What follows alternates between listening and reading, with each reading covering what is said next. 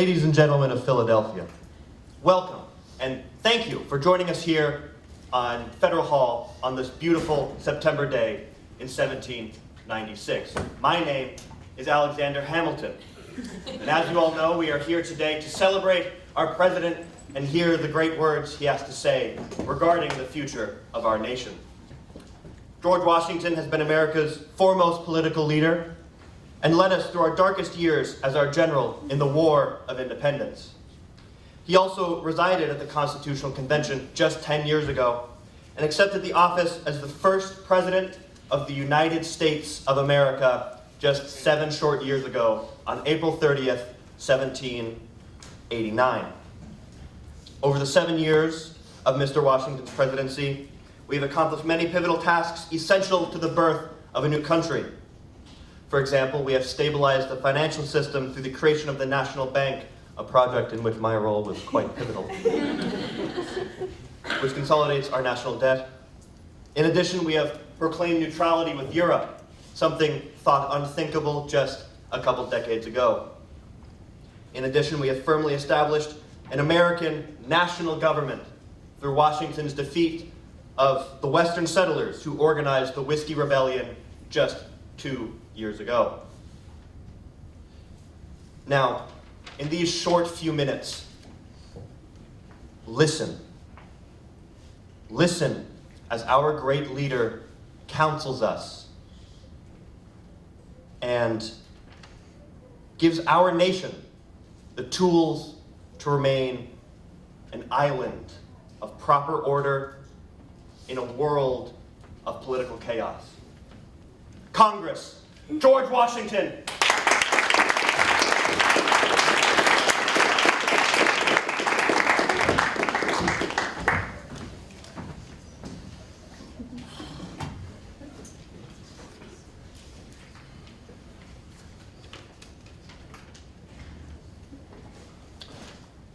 Friends and citizens, the period for a new election of a citizen to administer the executive government of the United States being not far distant, and the time actually arrived when your thoughts must be employed in designating the person who is to be clothed with that important trust, it appears to me proper that I should now apprise you of the resolution I have formed to decline being considered among the number of those out of whom a choice is to be made. In looking forward to the moment which is intended to terminate the career of my public life, my feelings do not permit me to suspend the deep acknowledgement of that debt of gratitude which I owe to my beloved country for the many honors it has conferred upon me. Now here perhaps I ought to stop, but a solicitude for your welfare which cannot end but with my life, and the apprehension of danger natural to that solicitude, urge me to offer to your solemn contemplation some sentiments which appear to me all important to the permanency of your felicity as a people. Interwoven, as is the love of liberty, with every ligament of your hearts, no recommendation of mine is necessary to fortify that attachment. The unity of government which constitutes you one people is also now dear to you. But as it is easy to foresee that much pains will be taken to weaken in your minds the conviction of this truth, as this is the point in your political fortress against which the batteries of internal and external enemies will be most actively directed, you should properly estimate the immense value of your national union to your collective and individual happiness. For this, you have every inducement of sympathy and interest, but these considerations are greatly outweighed by those which apply more immediately to your interest. These considerations speak a pervasive language to every reflecting and virtuous mind, and exhibit the continuance of the Union as a primary object of patriotic desire. Is there a doubt whether a common government can embrace so large a sphere? Let experience solve it. With such powerful and obvious motives to union, there will always be reason to distrust the patriotism of those who in any quarter may endeavor to weaken its bands. In contemplating the causes which may disturb our union, it occurs as matter of serious concern that any ground could have been furnished for characterizing parties by geographical discriminations. One of the expedients of parties to acquire influence within particular districts is to misrepresent the opinions and aims of other districts. You cannot shield yourselves too much against the jealousies which spring from these misrepresentations. They tend to render alien to each other those who ought to be bound together by fraternal affection. To the efficacy and permanency of your union, a government for the whole is indispensable. The government, the offspring of our own choice, uninfluenced and unawed, adopted upon full investigation and mature deliberation, completely free in its principles, in the distribution of its powers, uniting security with energy, and containing within itself a provision for its own amendment, has a just claim to your confidence and your support. All obstructions to the execution of the laws, all combinations and associations, under whatever plausible character, with the real design to direct, control, counteract, or awe the regular deliberation and action of the constituted authorities, are destructive of this fundamental principle. They serve to organize faction, to put in the place of the delegated will of the nation, the will of a party, and according to the alternate triumphs of different parties, to make the public administration the mirror of the ill-concerted and incongruous projects of faction. It is substantially true that virtue or morality is a necessary spring of popular government. The rule indeed extends with more or less force to every species of free government. Who that is a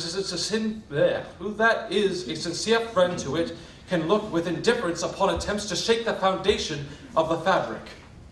Promote then institutions for the general diffusion of knowledge. In proportion as the structure of government gives force to public opinion, it is essential that public opinion should be enlightened. Observe good faith and justice towards all nations. Cultivate peace and harmony with all. Religion and morality enjoin this conduct. It will be worthy of a free, enlightened, great nation to give to mankind the magnanimous and too novel example of a people always guided by an exalted justice or benevolence. Nothing is more essential than that inveterate antipathies against particular nations and passionate attachments for others should be excluded, and that just and amicable feelings towards all should be cultivated. A passionate attachment for one nation for another produces a variety of evils. Sympathy for the favorite nation, facilitating the illusion of an imaginary common interest in cases where no real common interest exists, gives to ambitious, corrupted, or deluded citizens the facility to betray or sacrifice the interests of their own country, gilding with the appearances of a virtuous sense of obligation, a commendable deference for public opinion, or laudable zeal for public good, the base or foolish compliances of ambition, corruption, or infatuation. The great rule of conduct for us in regard for foreign nations is in extending our commercial relations and to have with them as little political connection as possible. So far as we have already formed engagements, let them be fulfilled with perfect good faith. Here, let us stop. Our detached situation invites and enables us to pursue a different course. Why forgo the advantages of so peculiar a situation? Why entangle our peace and prosperity in the toils of European ambition, rivalship, interest, humor, or caprice? It is our true policy to steer clear of permanent alliances with any portion of the foreign world, so far, I mean, as we are now at liberty to do so. For let me not be understood as capable of patronizing infidelity to existing engagements. I hold the maxim no less applicable to public than to private affairs, that honesty is always the best policy. Therefore, let those engagements be observed in their genuine sense, but it is unnecessary and would be unwise to extend them. Though, in reviewing the incidents of my administration, I am unconscious of intentional error, I am nevertheless too sensible of my defects not to think it probable that I may have committed many errors. I shall also carry with me the hope that my country will view them with indulgence, and that after 45 years of my life, dedicated to its service with an upright zeal, the faults of incompetent abilities will be consigned to oblivion, as I myself must soon be to the mansions of rest. I anticipate with pleasing expectations that retreat in which I promise myself to realize the sweet enjoyment of partaking, in the midst of my fellow citizens, the benign influence of good laws under a free government, the ever-favorite object of my heart, and the happy reward, as I trust, in our mutual cares, labors, and dangers. Thank you.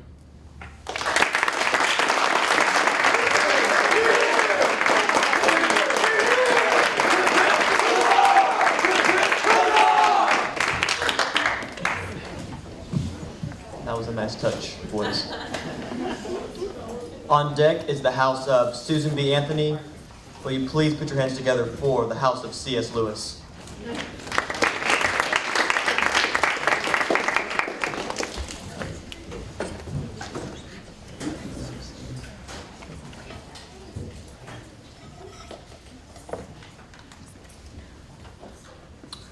Thank you, ladies and gentlemen, for your attendance this evening. And thank you to all our Nobel Prize recipients for your contributions to the sciences, to literature, and to the flourishing of humankind. It is my pleasure to introduce Alexander Solzhenitsyn, recipient of the Nobel Prize for Literature. We regret that Mr. Solzhenitsyn was unable to receive his award in 1970 due to political pressures from his mother country, and we were glad to receive his written lecture 2 years later. Now, in 1974, 4 years later, and so soon after his Gulag archipelago shocked the world, earlier this year, we are honored to finally have him with us. This is a man who has survived gulags, assassination attempts, and survived cancer. We would like to thank Mr. Solzhenitsyn for his work and presence with us today. We know it has come at the cost of exile and suffering at the hands of the Soviet Union. In 1945, after fighting in World War II, Mr. Solzhenitsyn was arrested for writing a letter in which he criticized Joseph Stalin and spent 8 years in prisons and labor camps, after which he spent 3 more years in enforced exile. Yet again, he faces exile, this time for exposing the truth of the gulags. All literary work is a reflection of its time and its author's origin and situation. Alexander Solzhenitsyn's writing has grown out of Russia's narrative traditions. His debut, One Day in the Life of Ivan Denisovich, and his works to follow focus on the daily suffering within the Soviet Gulag camps. Rather than focused on a main protagonist, Mr. Solzhenitsyn's work captured the stories and perspectives of different characters he has encountered. Pursuing the indispensable traditions of Russian literature, Mr. Solzhenitsyn illustrates the universality of human experience. Today, Mr. Solzhenitsyn receives this prize for his willingness to combat evil and to advocate the truth with his writing.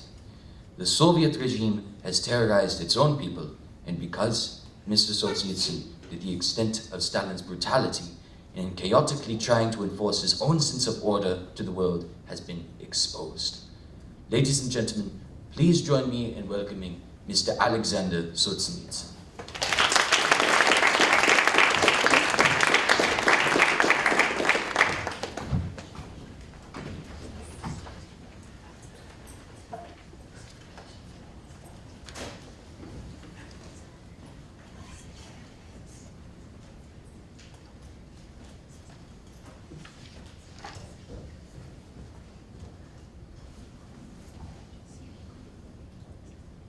Dostoevsky once let drop an enigmatic remark: "Beauty will save the world."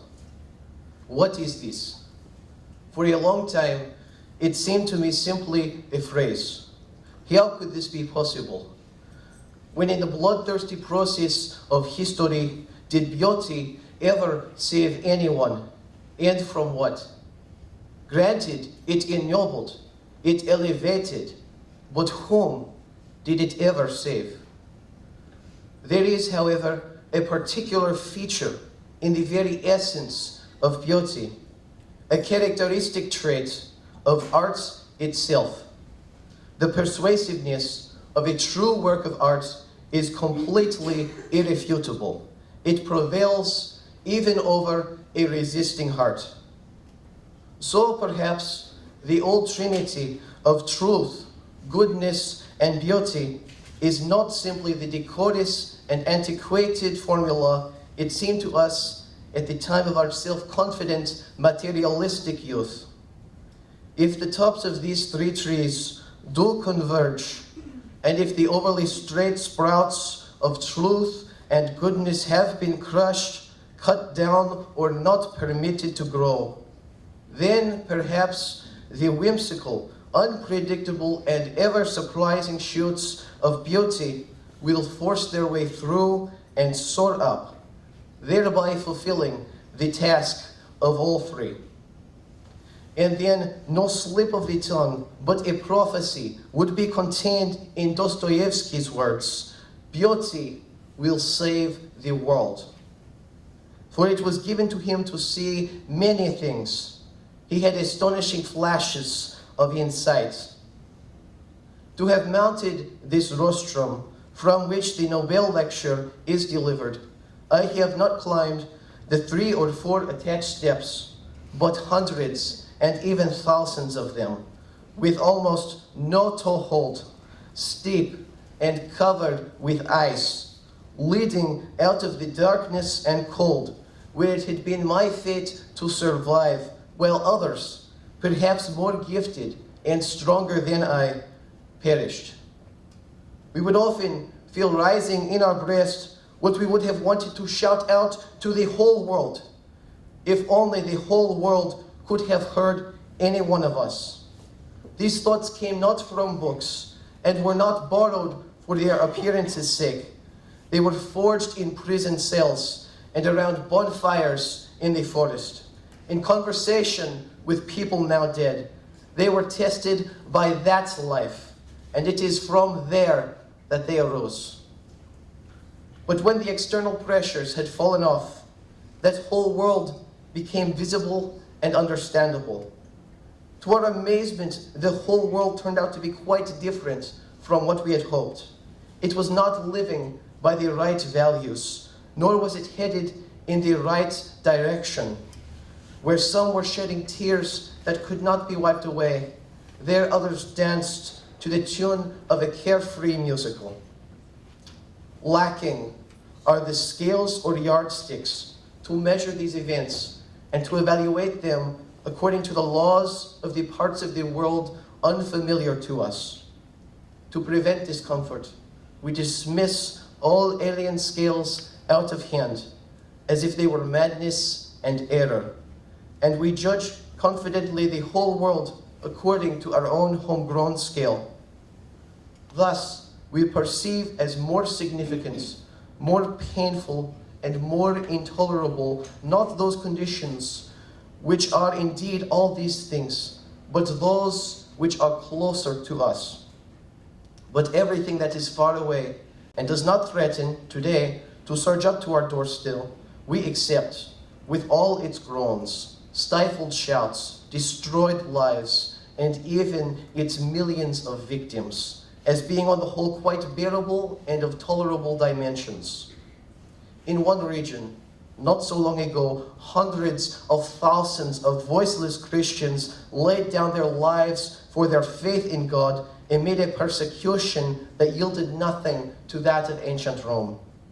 In another hemisphere, a certain madman, and he is undoubtedly not alone, speeds across an ocean in order to free us from religion with a blade thrust aimed at the pontiff.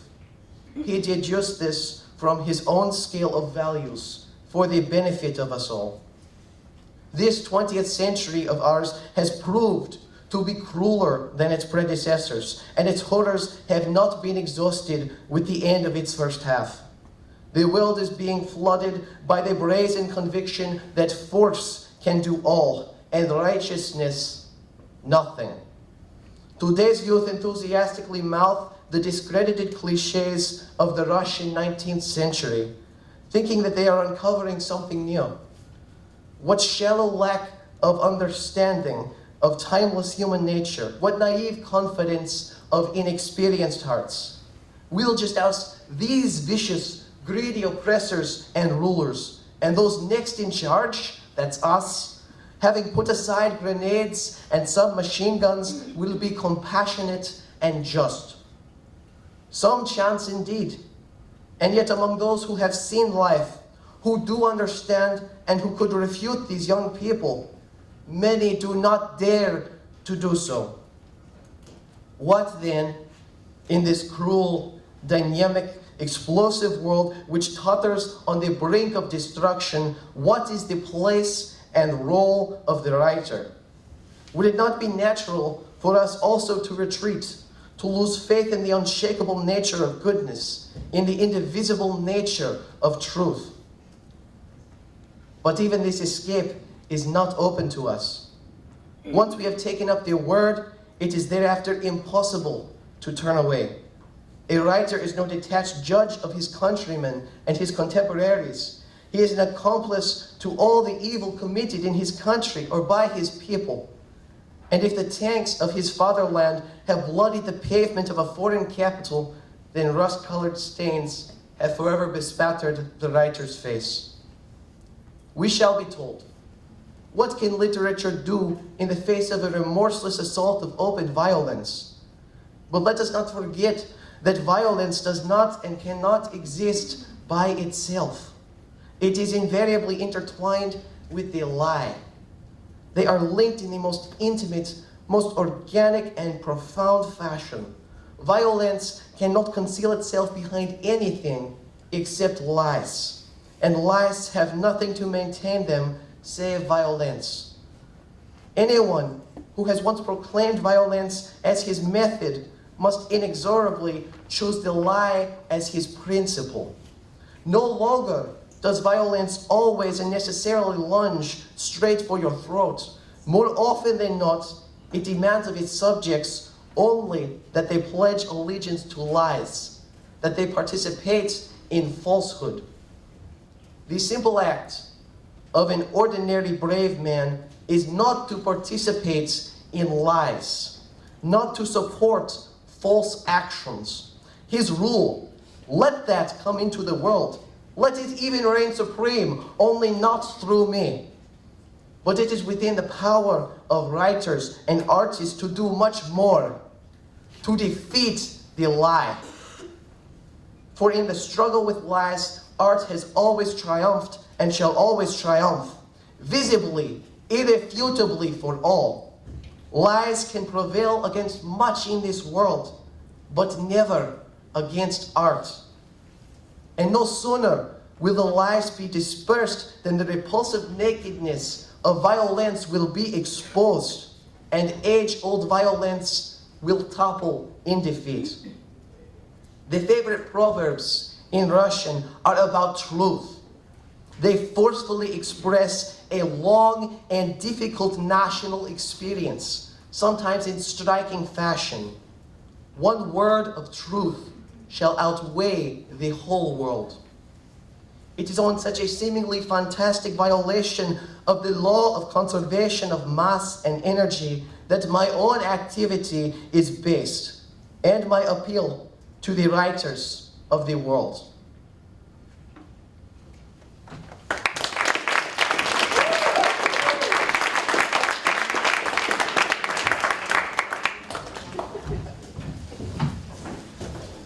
I think Harrison saying that last name was super impressive. That was insanely hard. What was that again? Yeah, that thing. On deck is the House of Thatcher. Please put your hands together for the House of Susan B. Anthony.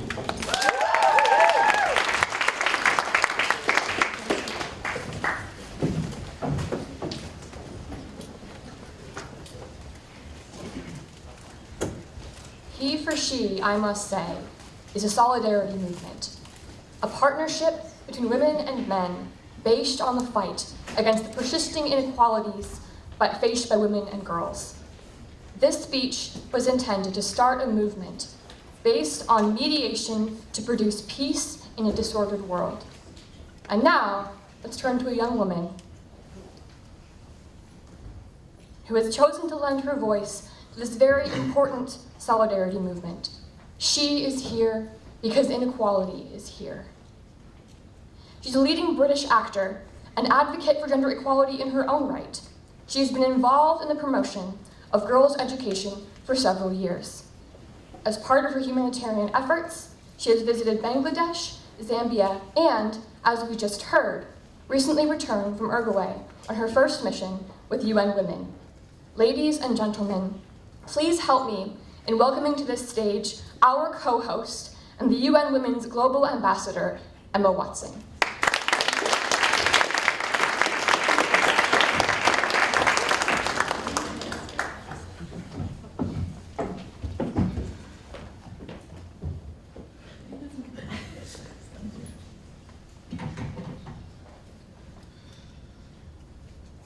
Today, we are launching a campaign called He for She.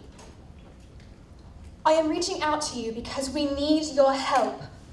We want to end gender inequality, and to do this, we need everyone on board. This is the first campaign of its kind at the UN. We want to try and mobilize as many men and boys as possible to be advocates for change. And we don't just want to talk about it. We want to try and make sure that it's tangible. I was appointed as Goodwill Ambassador for UN Women 6 months ago. And the more I spoke about feminism, the more I have realized that fighting for women's rights is too often become synonymous with man-hating. If there is one thing I know for certain, it's that this has to stop. For the record, feminism by definition is the belief that men and women should have equal rights and opportunities. It's the theory of political, economic, and social equality of the sexes. I started questioning gender-based assumptions a long time ago. When I was 8, I was called bossy because I wanted to direct the plays we put on for our parents, and the boys were not.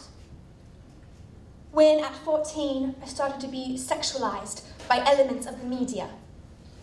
When at 15, my girlfriends started dropping out of the beloved sports teams because they didn't want to appear muscly.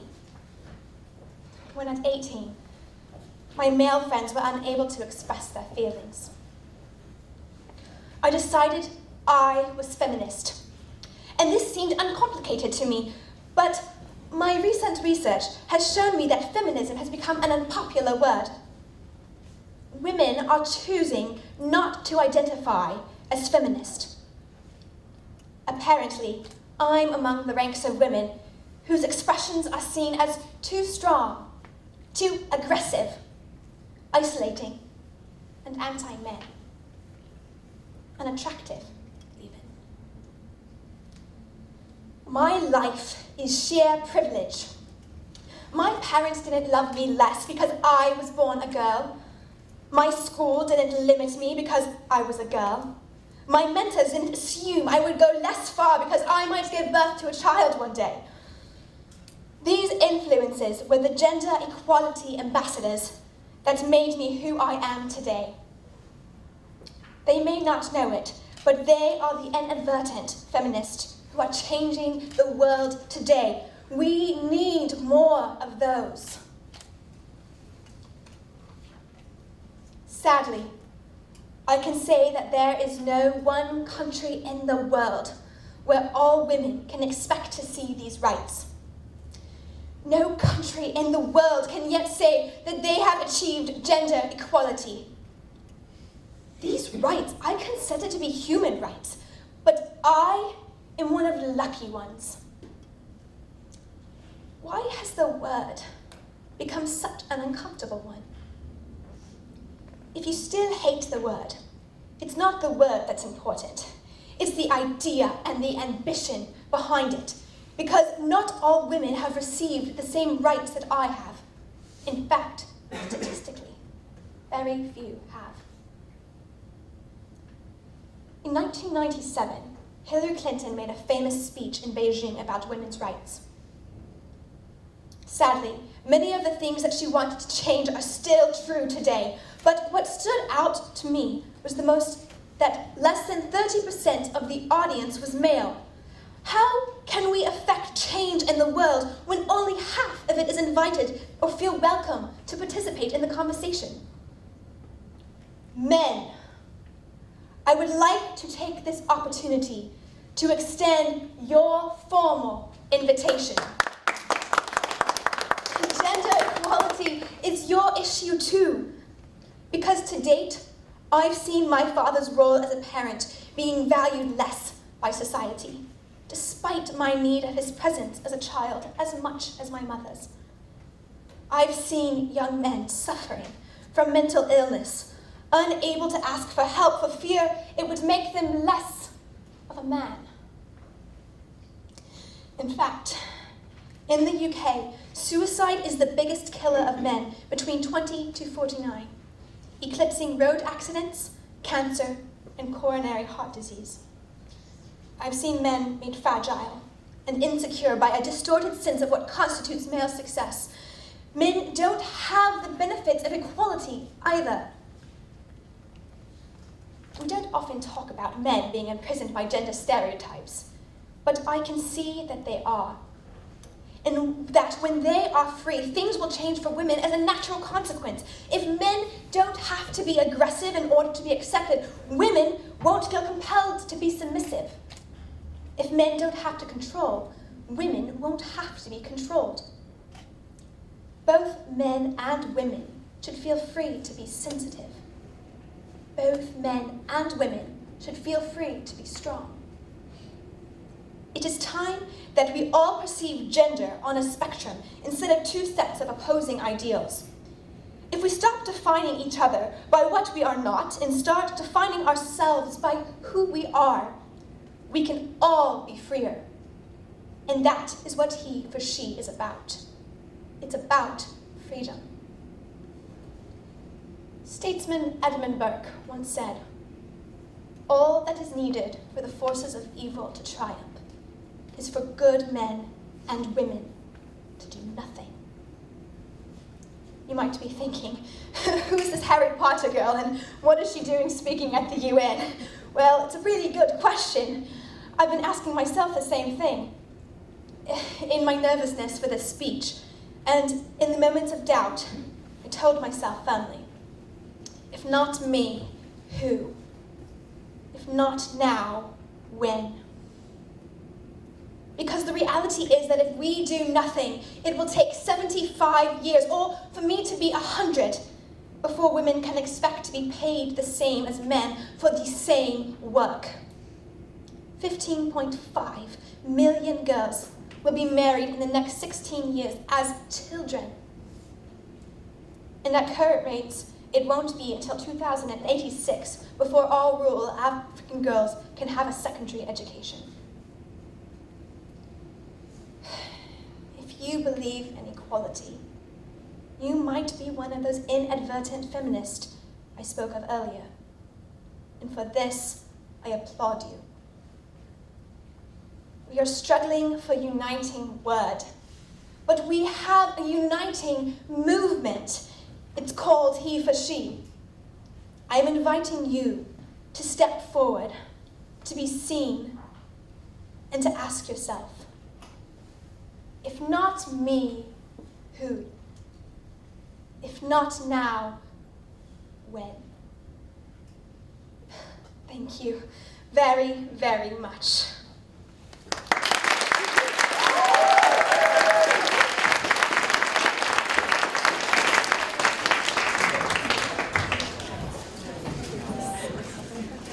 Was that SBA who was clapping during that thing? That's really cool. It was like synchronized and everything.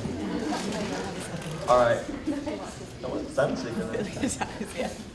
On deck is the house of Corey Ten Boom, please put your hands together for the house of Margaret Thatcher.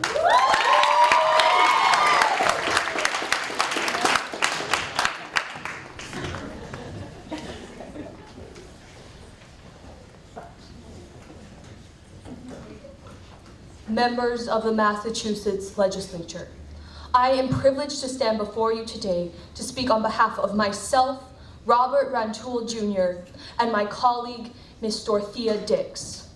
We are here today to speak on the condition of those who are insane and idiotic. Ms. Dix and I have each written on our beliefs on this issue and are here to articulate them for you. In our modern day of 1843, we believe that it is time for our state to properly help those who are insane.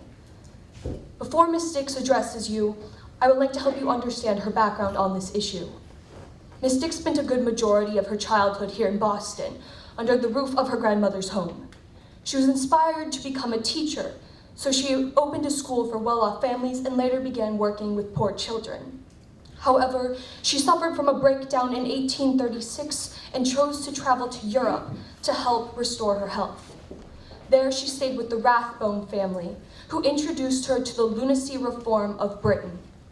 She observed the studies that were undergone throughout asylums and madhouses and was inspired to do the same here in Massachusetts.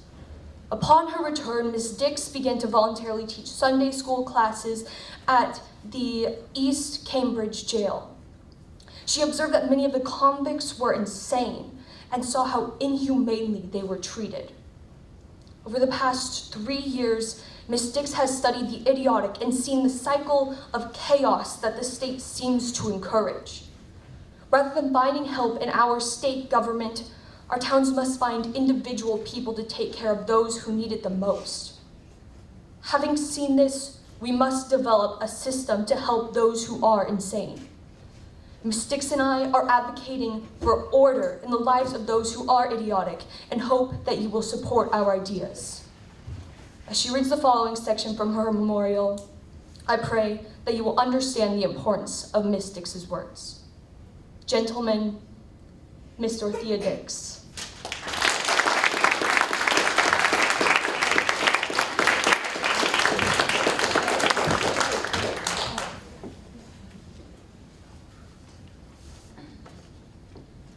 Gentlemen, I respectfully ask to present this memorial, believing that the cause, which sanctions so unusual a movement, presents no equivocal claim to public consideration and sympathy. I proceed briefly to explain what has conducted me before you, unsolicited and unsustained, trusting while I do so that the memorialist will be speedily forgotten in the memorial.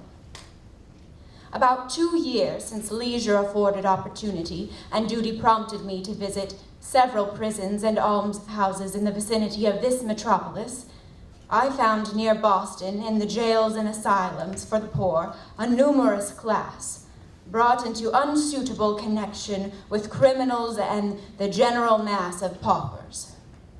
I refer to idiots and insane persons,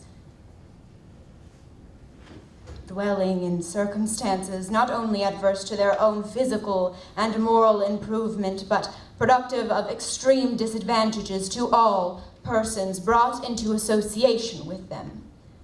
I applied myself diligently to trace the causes of these evils and sought to supply remedies. Every new investigation has been depth to the conviction that it is only by decided, prompt, and vigorous legislation these evils to which I refer and which I shall proceed more fully to illustrate can be remedied. I shall be obliged to speak with great plainness and to reveal many things revolting to the taste and from which my woman's nature shrinks with peculiar sensitiveness. But truth is the highest consideration.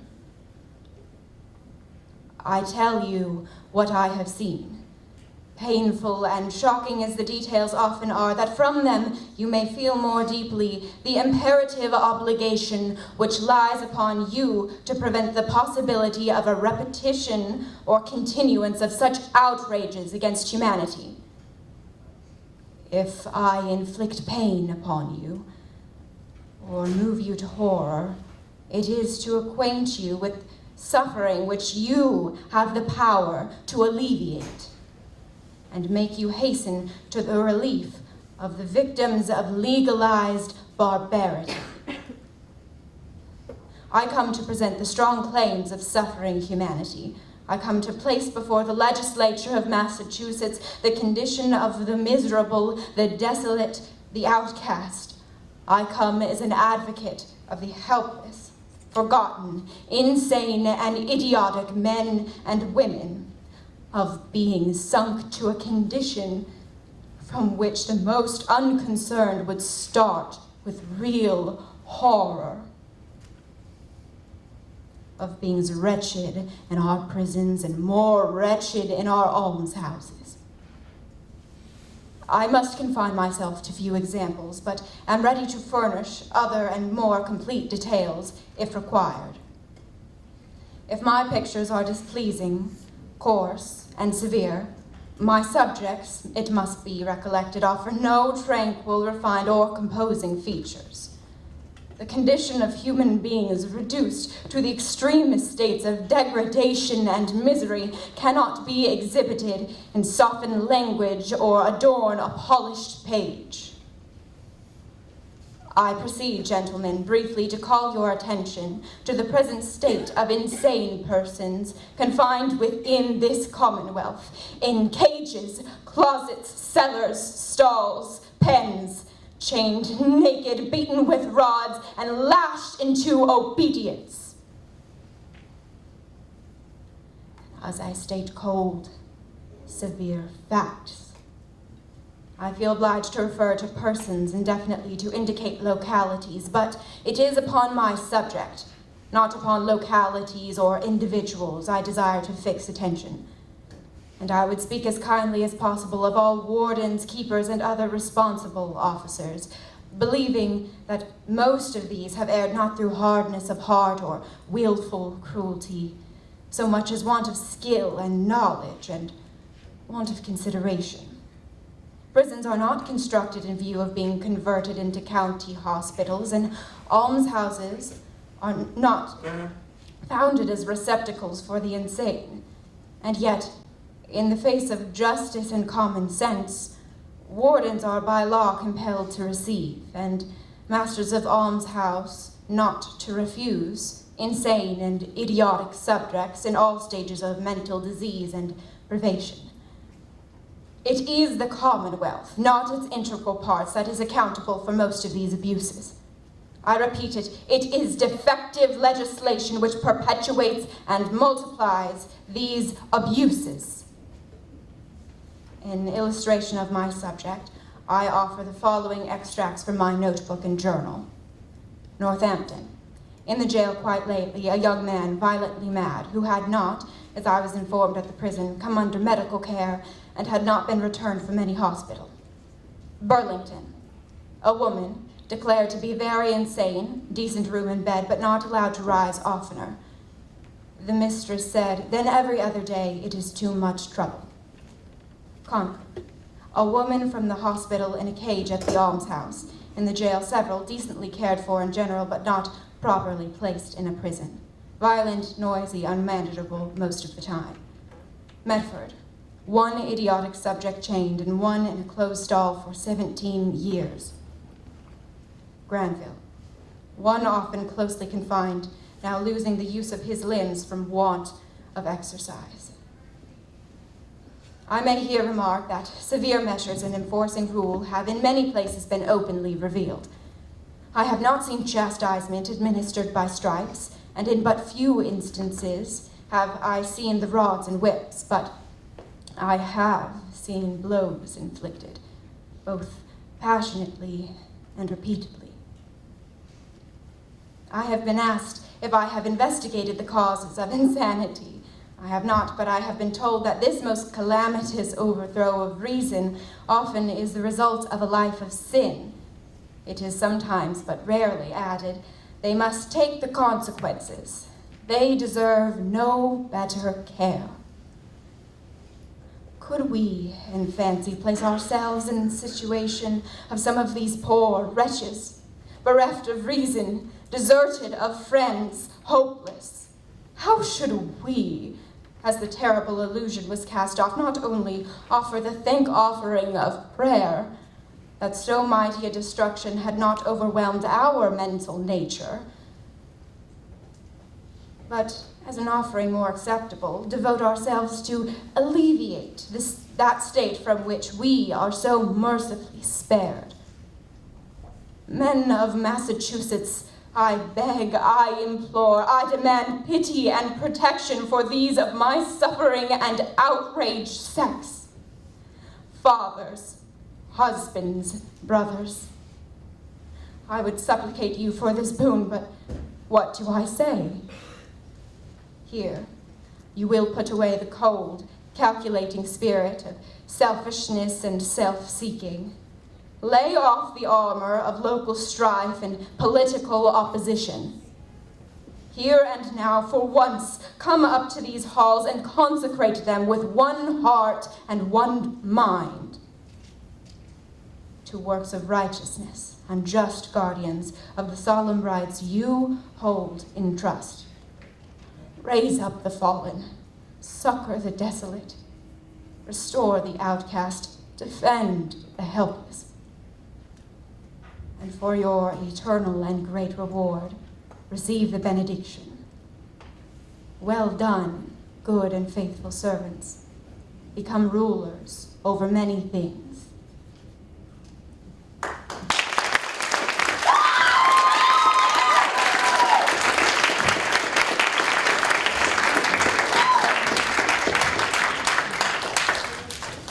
The House of Corey ten Boom will be our last speakers for Section A. After this, we'll take a short 10-minute break, and then we'll get back with Section B. But please put your hands together for the House of Corey ten Boom.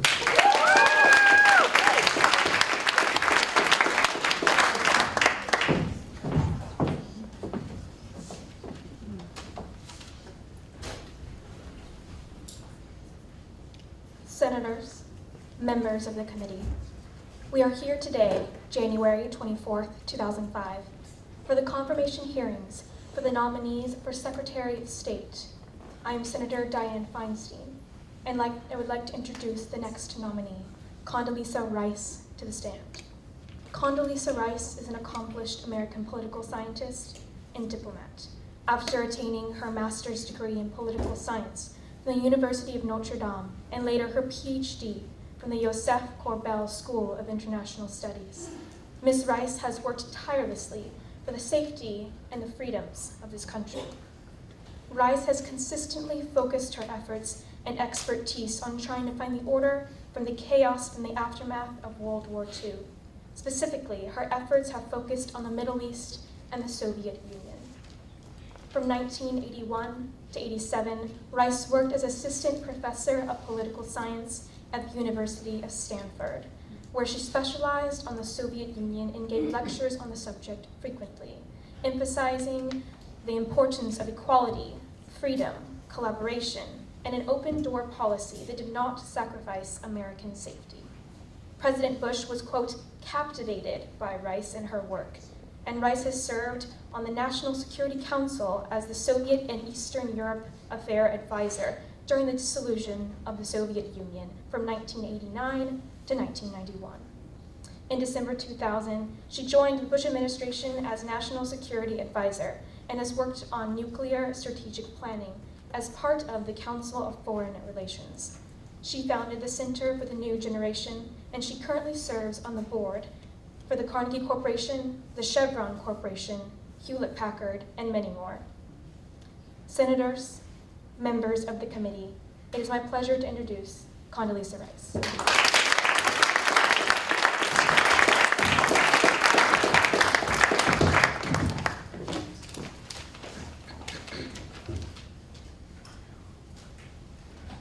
Thank you, Chairman Longar, Senator Biden, and members of the committee. And let me also thank Senator Dianne Feinstein, who, as a fellow Californian, I have long admired as a leader on behalf of our state and nation. Mr. Chairman, members of the committee, it is an honor to be nominated to lead the State Department at this critical time, a time of challenge and hope and opportunity for America and for the entire world. The work that America and our allies have undertaken and the sacrifices we have made have been difficult and necessary and right. Now is the time to build on these achievements, to make the world safer and to make the world more free. We must use American diplomacy to help create a balance of power in the world that favors freedom, and the time for diplomacy is now. One of history's clearest lessons is that America is safer and the world is more secure whenever and wherever freedom prevails. It is neither an accident nor a coincidence that the greatest threats of the last century emerged from totalitarian movements.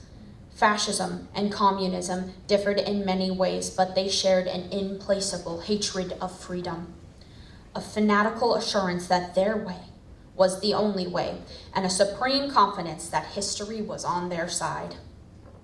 At certain moments, it almost seemed to be so. During the first half of the 20th century, much of the democratic and economic progress of earlier decades looked to be swept away by the march of ruthless ideologies armed with terrible military and technological power. Even after the Allied victory in World War II, many feared that Europe, and perhaps the world, would be forced to permanently endure half enslaved and half free. The cause of freedom suffered a series of major strategic setbacks. Communism imposed in Eastern Europe, Soviet power dominant in East Germany, the coup in Czechoslovakia, the victory of the Chinese communists, the Soviet nuclear test 5 years before we predicted, to just name a few. In those earlier years, the prospect of a united democratic Germany and a democratic Japan seemed far-fetched. Yet America and our allies were blessed with visionary leaders who did not lose their way. They created the great NATO alliance to contain and eventually erode Soviet power.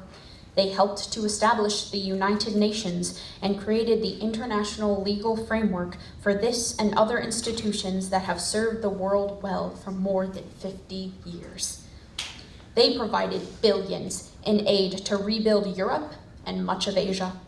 They built an international economic system based on free trade and free markets to spread prosperity to every corner of the globe. And they confronted the ideology and propaganda of our enemies with a message of hope and with the truth. And in the end, though the end was long coming, their vision prevailed. The challenges we face today are no less daunting. America and the free world are once again engaged in a long-term struggle against an ideology of tyranny and terror, and against hatred and hopelessness. And we must confront these challenges with the same vision, courage, and boldness of thought demonstrated by our post-World War II leaders. In these momentous times, American diplomacy has 3 great tasks. First, we will unite the community of democracies in building an international system that is based on our shared values and the rule of law. Second, we will strengthen the community of democracies to fight the threat of our common security and alleviate the hopelessness that feeds terror.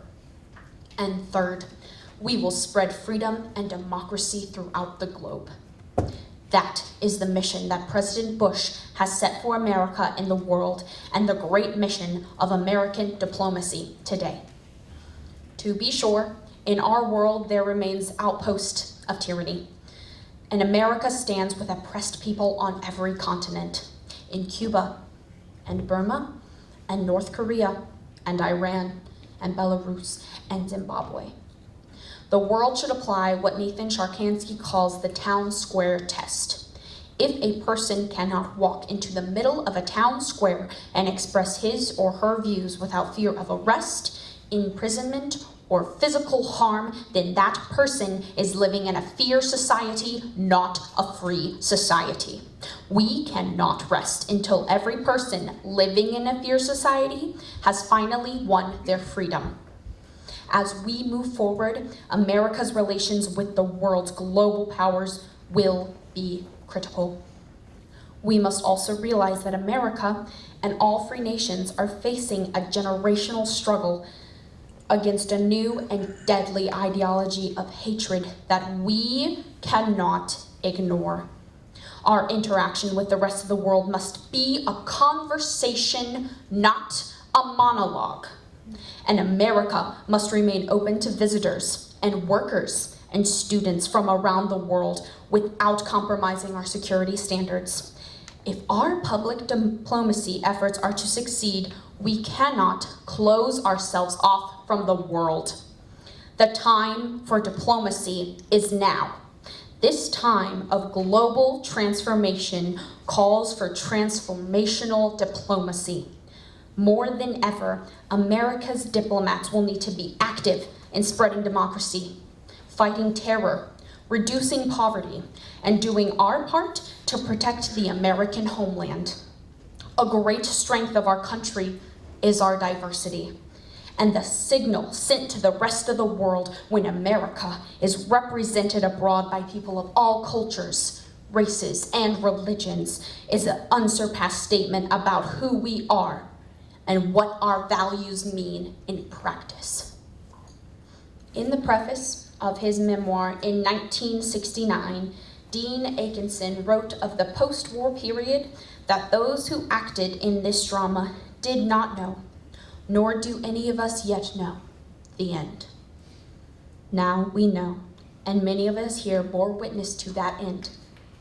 The end was victory for freedom, the liberation of half a continent, the passing of a despotic empire, and vindication for the wise and brave decisions made at the beginning. It is my greatest hope and my deepest conviction that the struggle we face today will someday end in a similar triumph of human spirit. Thank you.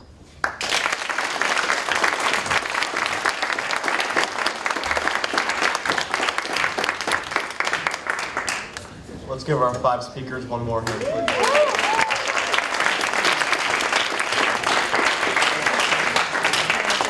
Are we taking a 10-minute break now? Picture? Oh, if you're a great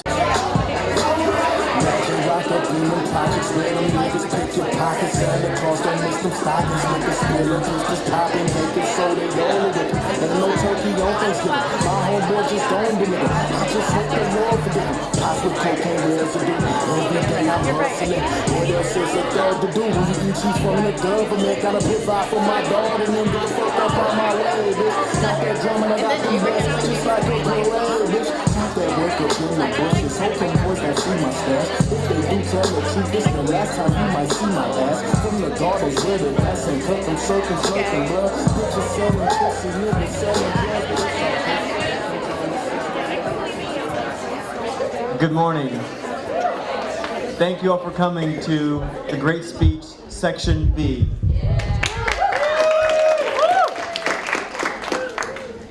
In Section B, we have 5 beautiful houses giving 5 amazing speeches from 5 wonderful students of our student body. Here is the order that they will be speaking. First, the House of Ronald Reagan. Second, the House of Clara Barton. Third, the House of QE1. Fourth, the House of Sojourner Truth. And fifth, the House of Winston Churchill. I like that. At the very end, when everyone's given their speech, find a liaison for them to check you in to give you credit for being at this event. So on deck we have Barton, but right now we have the house of Ronald Reagan. So please put your hands together for Ronald Reagan.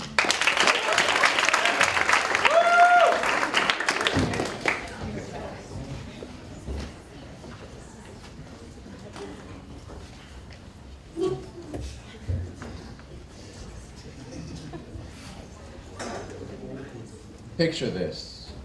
We're sitting in rows and rows of chairs. But it isn't 2019. It's 2005. And we aren't in the city room on the 5th floor off of Broadway. No. We are in Gambier, Ohio, at Kenyon College. It's graduation day, and Foster Wallace is about to deliver a commencement address that a relation of yours will probably end up forwarding to you for your own graduation. You might have already seen it on Facebook. It's called This Is Water. It is a big day for Foster Wallace. He's nervous and has constantly edited his speech right up until this very moment.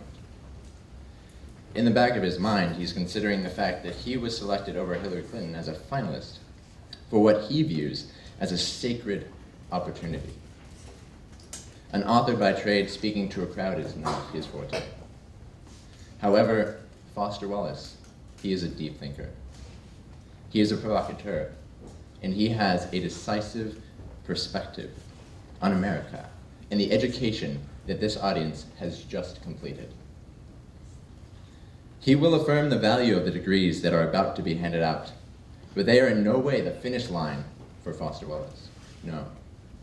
The real challenge that must face, the facing that they will have to do now is the consuming chaos and the repetitive and never-ending structure of modern Western life, work, life balance. Understanding others and finding meaning in it all, ladies and gentlemen, it is my pleasure to introduce to you and welcome to the stage for the class of 2005, David Foster Wallace.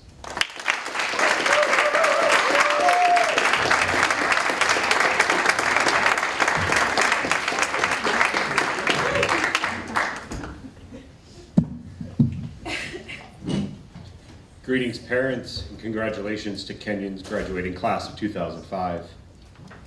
There are these two fish swimming along, and they happen to meet an older fish swimming the other way who nods at them and says, "Morning, boys, how's the water?"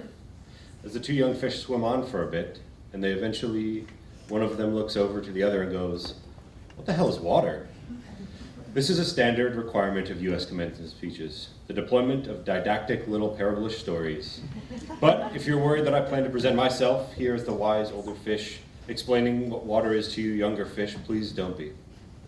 The point of the fish story is merely that the most obvious, important realities are often the ones that are hardest to see and talk about. Stated as an English sentence, of course, this is just a banal platitude. But the fact is that in the day-to-day trenches of adult existence, banal platitudes can have a life or death importance. Or so I wish to suggest to you on this dry and beautiful morning. Of course, the main requirement of speeches like this is that I'm supposed to talk about your liberal arts education's meaning, to try to explain why the degree you are receiving has actual human value instead of just material payoff. So let's talk about the single most pervasive cliche in the commencement speech genre, which is that a liberal arts education, a liberal arts education is not so much about filling you up with knowledge as it is about, quote, teaching you how to think. If you're like me as a student, you tend to feel a bit insulted by the claim that you need anybody to teach you how to think. But I'm going to posit to you that the liberal arts cliche turns out not to be insulting at all, because the really significant education in thinking is that we're supposed to get in a place like this isn't really about the capacity to think, but rather about the choice of what to think about. If your total freedom of choice regarding what to think about seems too obvious to waste time discussing, I ask you to think about fish and water, and to bracket for just a few minutes your skepticism about the value of the totally obvious. Here's another didactic little story.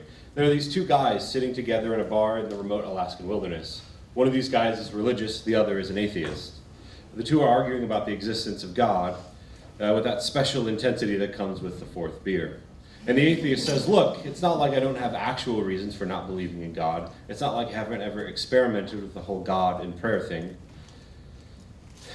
Just last month, I got caught away from the camp in a terrible blizzard. And I was totally lost, and I couldn't see a thing, and it was 50 below, and so I tried it. I fell to my knees in the snow and cried, "Oh God, if there is a God, I'm lost in this blizzard, and I'm going to die if you don't help me." And now in the bar, the religious guy looks at the atheist, all puzzled. "Well, then you must believe now. After all, here you are, alive." The atheist just rolls his eyes. "No, man. All that was a couple Eskimos happened to come wandering by and show me the way back to camp." It's easy to run this story through a kind of standard liberal arts analysis. The exact same experience can mean two totally different things to two different people. Given those two different people, the belief templates, and the two different ways of constructing meaning from experience. Because we prize tolerance and diversity of belief, nowhere in our liberal arts analysis do we claim that one guy's interpretation is true and the other guy's is false and wrong. Which is fine, except we also never end up talking about just where these individual templates and beliefs come from. Meaning where they come from inside the two guys, as if a person's most basic orientation toward the world and the meaning of experience were somehow just hardwired, like height or shoe size, or automatically absorbed from the culture, like language. As if how we construct meaning were not actually a matter of personal intentional choice. Plus there's the matter of arrogance. The religious dogmatist problem is exactly the same as the story's unbeliever. Blind certainty, a closed-mindedness that amounts to an imprisonment so total that the prisoner doesn't even know he's locked up. The point here is that I think this is one part of teaching me how to think is really supposed to mean. To be just a little less arrogant, to have just a little critical awareness about myself and my certainties. Because a huge percentage of the stuff I tend to be automatically certain of is, it turns out, totally wrong and diluted. I have learned this the hard way, and I predict you graduates will too. Given the triumphant academic setting here, an obvious question is how much of this work of adjusting our default settings involves actual knowledge or intellect. Probably the most dangerous thing about an academic education, at least in my own case, is that it enables my tendency to over-intellectualize stuff, to get lost in abstract argument inside my head, instead of paying attention to what is going on right in front of me, to what is going on inside me. As I'm sure you guys know by now, it is extremely difficult to stay alert and attentive, instead of getting hypnotized by the constant monologue inside your own head. 20 years after my own graduation, I've come to gradually understand that the liberal arts cliche about teaching you how to think is actually shorthand for a much deeper, more serious idea. Learning how to think really means learning how to exercise some control over how and what you think. It means being conscious and aware enough to choose what you pay attention to and to choose how to construct meaning from experience. Because if you cannot exercise this choice in adult life, you will be totally hosed. Think of the old cliche about the mind being an excellent servant, but a terrible master. This, like many cliches, so lame and unexciting on the surface, actually expresses a great and terrible truth. It is not the least bit coincidental that adults who commit suicide with firearms almost always shoot themselves in the head. They shoot the terrible master, and the truth is that most of these suicides are actually dead long before they pull the trigger. And I submit that this is what the real, no bullshit value of your liberal arts education is supposed to be about. How to keep from going through your comfortable, prosperous, respectable adult life, dead, completely, imperially, uniquely alone, day in and day out. The plain fact is that you graduating seniors don't have any clue yet what day in, day out really means. There happen to be a whole larger parts of adult American life that nobody talks about in commencement speeches. One such part involves boredom, routine, and petty frustration. The parents and older folks here will know all too well what I'm talking about. If you're automatically sure that you know what reality is, if you want to operate on your default settings, then you, like me, probably won't consider other possibilities that aren't annoying and miserable. But if you really learn how to pay attention, then you will know there are other options. It will actually be within your power to experience a crowded, hot, slow, consumer hell type situation as not only meaningful, but sacred, on fire with the same force that lit the stars, love, fellowship, the mystical oneness of all things deep down. Not that mystical stuff's necessarily true. The only thing that's capital T true is that you get to decide how to see it. This, I submit, is the freedom of real education, of learning how to be well adjusted. You get to constantly decide what has meaning and what doesn't. You get to decide what to worship. Here's something that's weird but true. In the day-to-day trenches of adult life, there's no such thing as atheism. There's no such thing as not worshiping. Everybody worships. The only choice we get is what to worship. And the compelling reason for maybe choosing some sort of God or spiritual type to worship, be it JC or Allah, be it Yahweh or the wicked mother goddess, or some inviolable set of ethical principles, is that pretty much anything else you worship will eat you alive. If you worship money and things, if they are where you tap real meaning in life, then you will never feel you have enough. On one level, we all know this stuff already.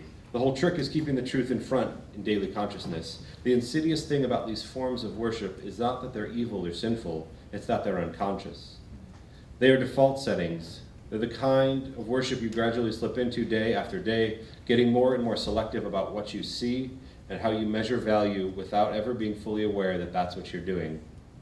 And the so-called real world will not discourage you from operating on your default settings, because the so-called real world of men and money and power hums along merrily in a pool of fear and anger and frustration and craving and worship of self.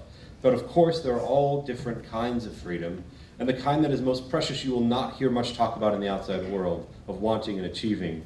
The real important kind of freedom involves attention and awareness and discipline, and being able to truly care about other people and to sacrifice for them over and over in myriad petty and unsexy ways every day. That is real freedom. That is being educated and understanding how to think. The alternative is unconsciousness, the default setting, the rat race, the constant gnawing sense of having had and lost something infinite. I know that this stuff probably doesn't sound fun and breezy or grandly inspirational the way a commencement speech is supposed to sound. What it is, as far as I can see, is the capital T truth, with a whole lot of rhetorical niceties stripped away. None of this stuff is really about morality or religion or dogma or big fancy questions of life after death. The capital T truth is about life before death. It's about the real value of a real education, which has almost nothing to do with knowledge and has everything to do with simple awareness of what is so real, so essential, hidden in plain sight all around us, all the time, that we have to keep reminding ourselves over and over, this is water, this is water. It is unimaginably hard to do this, so to stay conscious and alive in the adult world day in and day out, which means yet another grand cliche turns out to be true. Your education really is the job of a lifetime, and it commences now.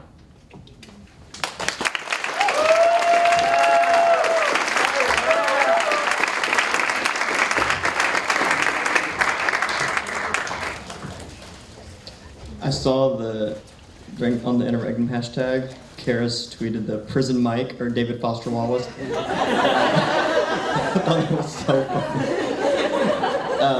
I forgot to mention that once Section B is finished, we'll post the winners of the semifinal debates. I think that's correct. Damaris or someone else is here to confirm that. Is that confirmed, Damaris? That is confirmed. After Section B is finished, we'll post the winners of the semifinal debate. But in the meantime, on deck is the House of QE1, but please put your hands together for the House of Claire Barton.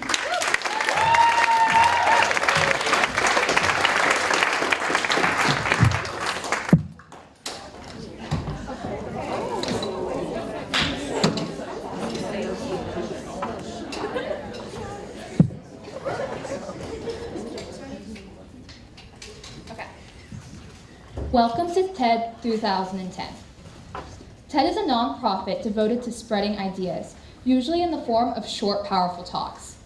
I have the honor of introducing our TED speaker tonight, Sheryl Sandberg. She is the Chief Operating Officer of Facebook and leanin.org. She was elected to Facebook's board of directors in 2008, becoming the first woman to serve on the board. Before working at Facebook, she was the VP of Global Online Sales and Operations at Google, and helped launch Google's philanthropic Google.org. She has a history of both technology and politics, having worked as Chief of Staff under Treasury Secretary Lawrence Summers. Sheryl is dedicated to drawing awareness to the chaos within the business and corporate leadership by ensuring that women are given equal opportunities and feel like they are given adequate support for their ambitions. Order can be brought to not only the workplace and board meetings, but between mother and child and husband and wife as well. Sheryl hopes that discussions such as this will provide the next generation with sufficient recognition of the chaos that afflicts many personal and professional career fields and motivate them to make a change for the better.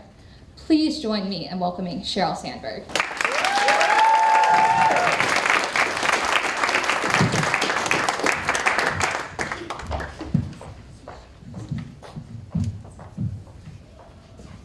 So let's start out by admitting we're lucky. We don't live in the world our mothers or our grandmothers lived in, where career choices for women were so limited. But all that aside, we still have a problem. Women are not making it to the top of any profession anywhere in the world. The numbers tell the story quite clearly. 190 heads of state, 9 are women. Of all the people in parliament in the world, 13% are women. In the corporate sector, women at the top. C-level jobs, board seats, tops out at 16%. The numbers have not moved since 2002 and are going in the wrong direction. We also have another problem, which is that women face harder choices between professional success and personal fulfillment. A recent study in the US showed that of married senior managers, 2/3 of married men had children, and only 1/3 of married women had children. A couple of years ago, I was in New York and I was pitching a deal, and I was in one of those fancy New York private equity offices you can picture. And I'm in the meeting, and 2 hours in, there kind of needs to be that bio break, and everyone stands up, and the partner running the meeting starts to look really embarrassed. And I realized that he didn't know where the women's room was in his office. And so I looked at him and I asked, "Did you just move here?" And he said, "No, we've been here about a year." And I said, "Are you telling me that I am the only woman to have pitched a deal in this office in a year?" And he said, "Yeah, or you're the only one who needed to use the bathroom." So the question is, how are we going to fix this? How do we change these numbers at the top? I want to talk about keeping women in the workforce because I think that's the answer. In the high-income part of our workforce, in the people who end up at the top Fortune 500 CEO jobs or the equivalent in other industries, the problem, I am convinced, is that women are dropping out. Today, I want to focus on what we can do as individuals. What are the messages we're sending to ourselves? What are the messages we're telling the women that work with us and for us? What are the messages we need to tell our daughters? I think that there are 3. 1, sit at the table. 2, make your partner a real partner. And 3, don't leave before you leave. Number 1, sit at the table.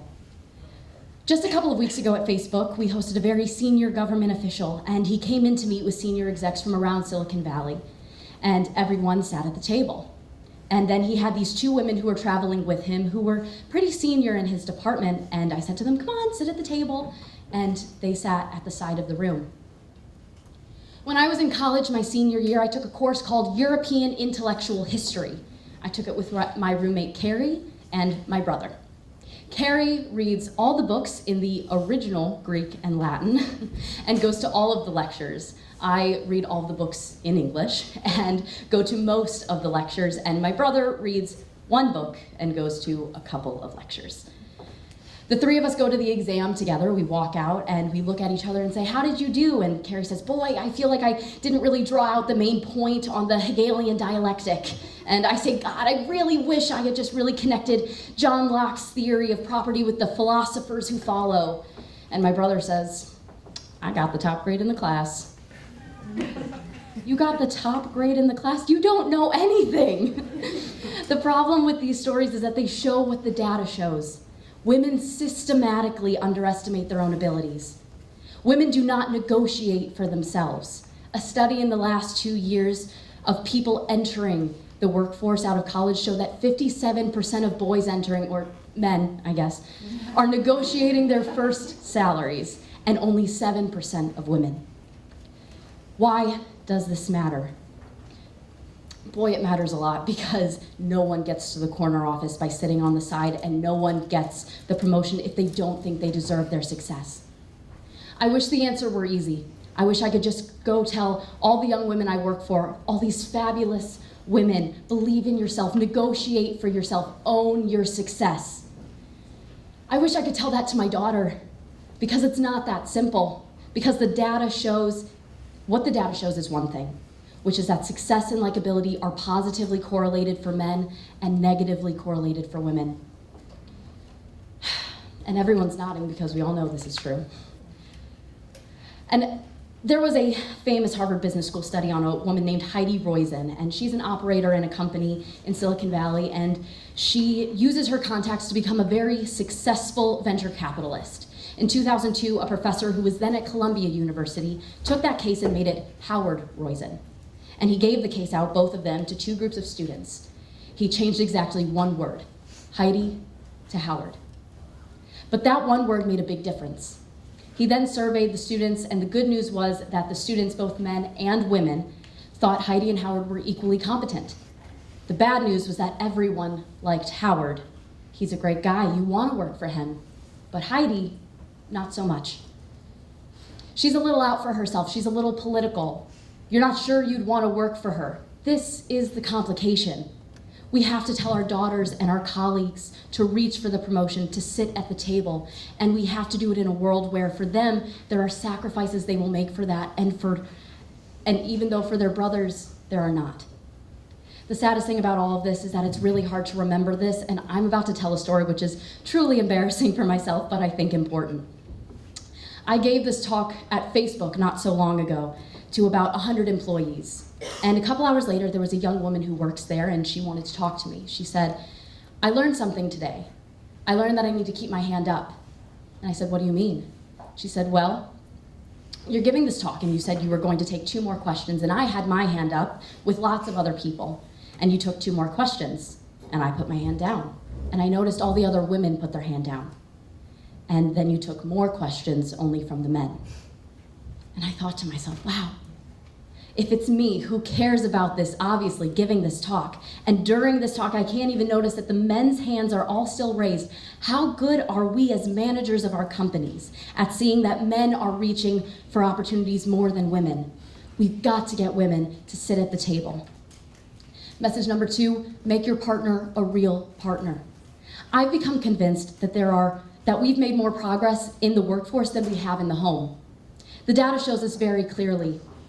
If a woman and a man work full-time and have a child, the woman does twice the amount of housework and 3 times the amount of childcare than the man does. So she's got 3 jobs or 2 jobs and he's got 1. Who do you think drops out when someone needs to be home more? I think the cause is complicated. I think as a society we put more pressure on our boys to succeed than we do our girls.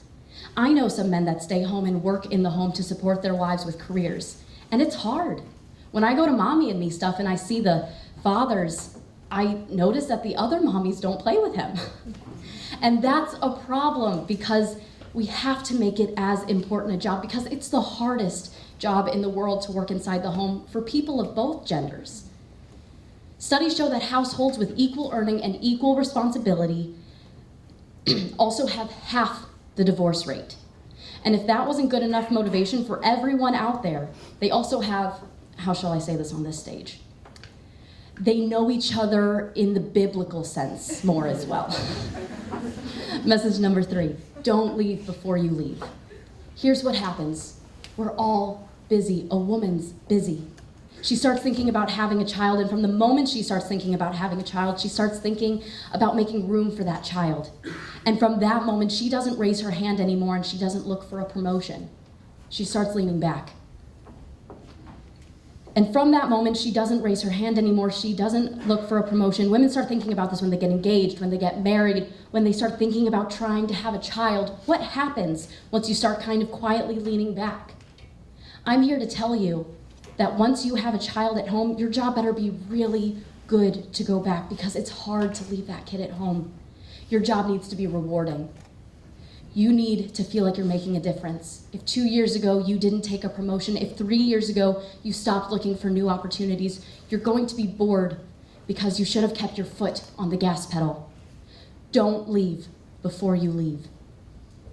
Stay in until the very day you need to leave to take a break for a child and then make your decisions. My generation really sadly is not going to be the one to change the numbers at the top. I think a world that was run where half of our countries and half of our companies were run by women would be a better world. And that's not just because more people would know where the women's bathroom is, even though that would be very helpful. I think it would be a better world. I have 2 children. I have a 5-year-old son and a 2-year-old daughter. I want my son to have a choice to contribute fully in the workforce or at home.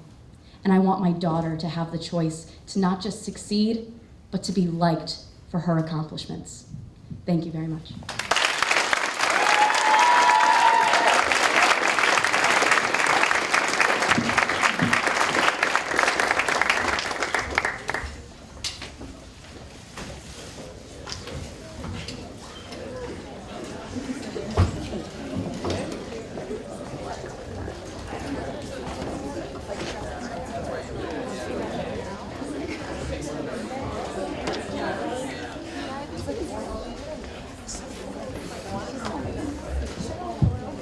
listening to that sounded like Professor Reeve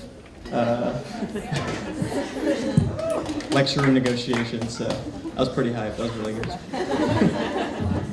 All right, so up next, on deck is the House of Truth, but please put your hands together for the House of QE1.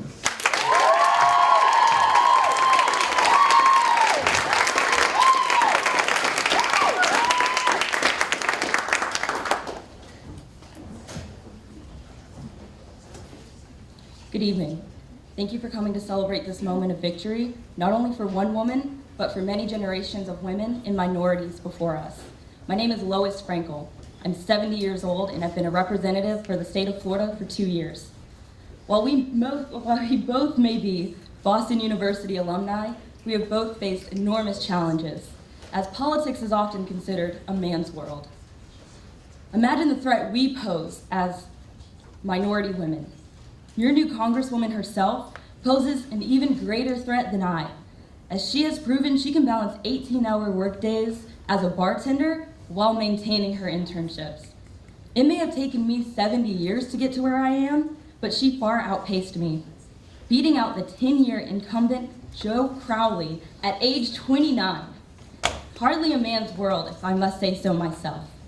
As a young Hispanic woman, she has combated those people who would look down on her for these aspects.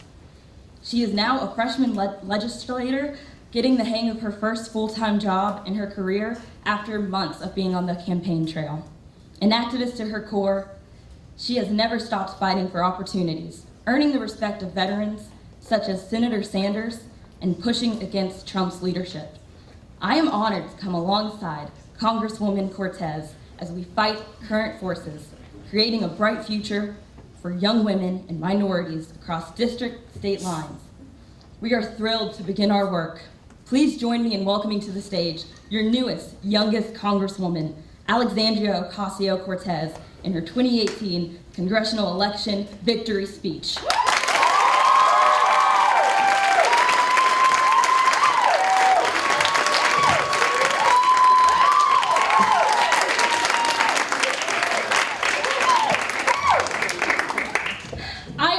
Cannot believe what it is the honor and privilege of my life to be able to say and to thank you, and to thank all of our supporters and organizers and the people and our residents of the Bronx and Queens for electing me as your next Congresswoman. We have made history tonight. We have elected the first campaign and the first member of Congress from this district to not accept any corporate lobbyist funds in a generation. In a district that is 70% people of color, half immigrant, and overwhelmingly working class, we have elected the first person of color to ever represent the people of New York's 14th district, congressional district. And lastly, it is a privilege and an honor to say that we have also elected the youngest woman in American history to serve in Congress. This is what is possible when everyday people come together in the collective realization that all our actions, no matter how small or how large, are powerful, worthwhile, and capable of lasting change. Words cannot express my gratitude to every organizer, every small dollar donor, every working parent, every dreamer who helped make this movement happen. And that's exactly what this is. This is not a campaign or an election day, but a movement, a larger movement for social, racial, and economic justice in the United States of America. When I first started this campaign a year ago, I was working in a restaurant in downtown Manhattan. We didn't launch this campaign because I thought I was special or unique or better than anyone else. We launched this campaign because in the absence of anyone giving a clear voice on the moral issues of our time, it is up to us to give a voice to them. And I think about that time, and I think about oftentimes that incredible day on June 26th, when despite no attention, despite no media fanfare, we were able to organize everyday people knocking on our neighbor's door. Despite being outspent $4 million, 18 or 13 to 1, despite the fact that we were running against a 10-term incumbent, despite the fact that it was our first time running for office, despite the fact that we didn't have the money, despite the fact that I'm working class, despite all those things, we won. And I think about that excitement because what was so interesting to me was that it was not a partisan fight that led to that. Because I think we all know deep down, here and across the country, that our deepest challenges are not left and right. They are not red and blue. They are top and bottom. They are right, they are wrong. And if we are going to turn this ship around as a nation, it is not enough to throw rocks at our neighbors when we have to clean up our own house. There is nothing inherently noble about protecting a status quo that does not serve the purpose of the working American. And when we talk about pursuing, and when we talk about the relentless pursuit of a more perfect union, that, in and of itself, is a commandment to evolve. Right now, we cannot be content with that. It is not enough. We cannot tolerate the fact that we are a nation that grows our jails more than and faster than we grow our schools.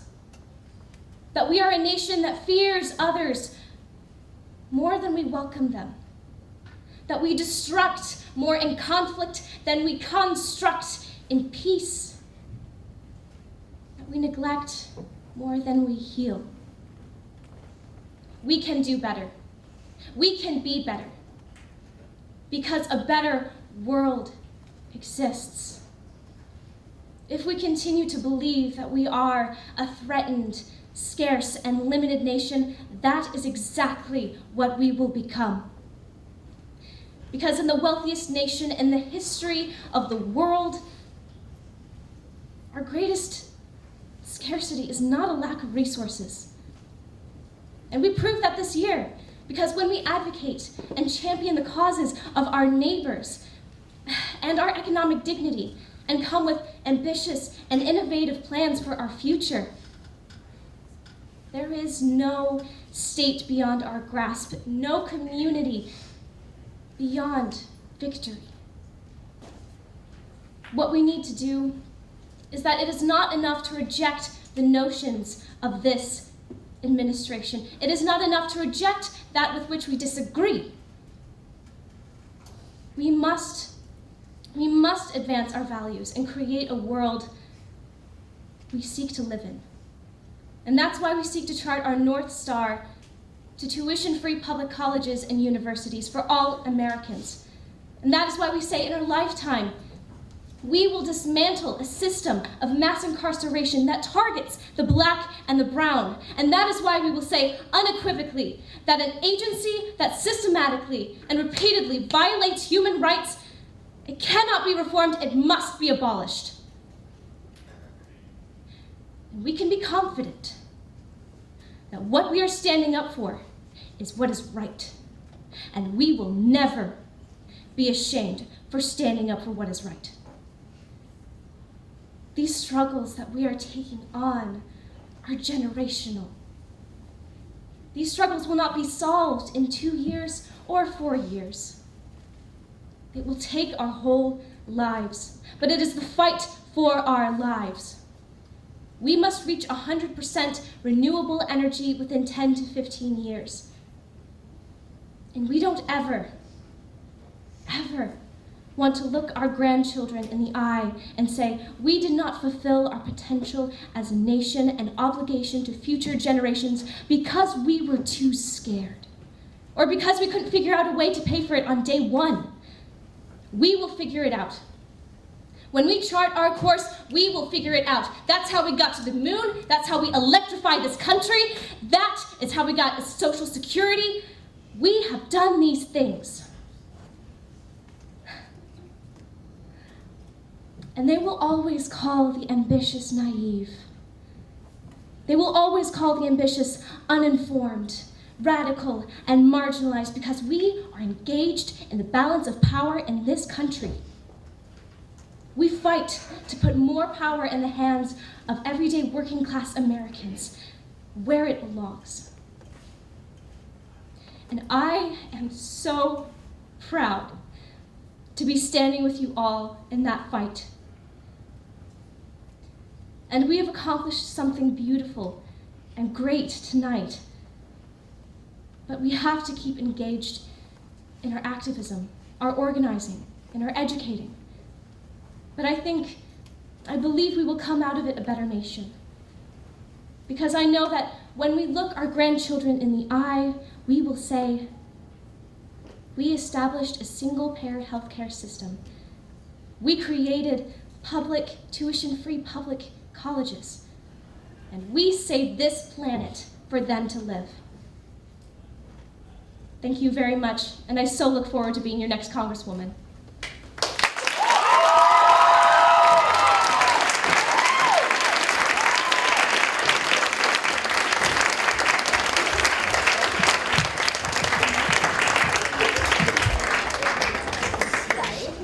Dude, Mia did that. That was really good.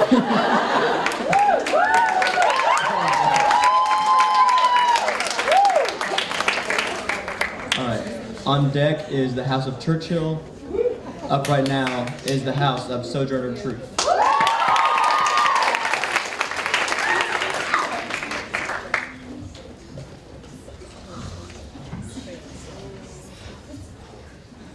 Thank you to Senator Brooke for delivering that address to our graduating class today. Your thoughts on the importance of incremental political change, as well as on coercive protest and the potential harm it can bring to our society, are ones we should all strive to remember. Those are wise words for our students to bear in mind in this time in which political protest is becoming more prevalent. We thank you for giving your time to the class of '69. In addition to inviting Senator Brooke to speak for them this morning, the class of '69 has expressed a desire for a student to speak to them and for them at this morning's commencement. There was no debate, as far as I could ascertain, as to who their spokesman was to be. Miss Hillary Rodham. Member of this graduating class, she is a major in political science and a candidate for the degree with honors. In 4 years, she has combined academic ability with active service to the college. Her junior year, having served as a Bill Jr., and then as a member of Senate, and during the past year as president of college government and presiding officer of College Senate. She is also cheerful, good-humored, good company, and a good friend to all of us. And it is a great pleasure to present to this audience Ms. Hillary Rodham.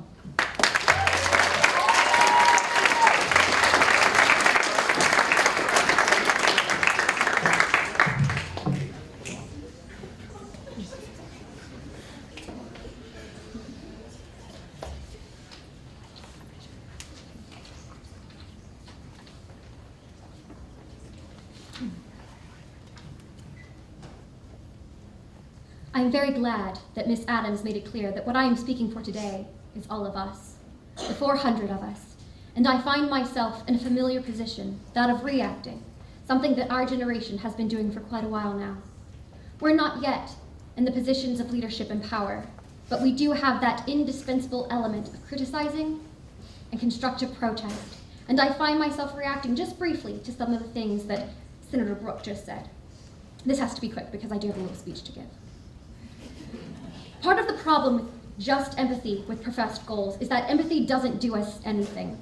We've had lots of empathy, we've had lots of sympathy, but we feel that for too long, our leaders have viewed politics as the art of the possible. And the challenge now is to practice politics as the art of making what seems impossible, possible. What does it mean to hear that 13.3% of the people in this country are below the poverty line? That's a percentage. We're not interested in social reconstruction, it's human reconstruction. How can we talk about percentages and trends? The complexities are not lost in our analyses, but perhaps they're put into what we consider to be a more human and eventually a more progressive perspective. The question about possible and impossible is one that we brought with us to Wellesley 4 years ago. We arrived not yet knowing that it was not possible, not yet knowing what was not possible. Consequently, we expected a lot. Our attitudes are easily understood having grown up, having come to consciousness within the first 5 years of this decade.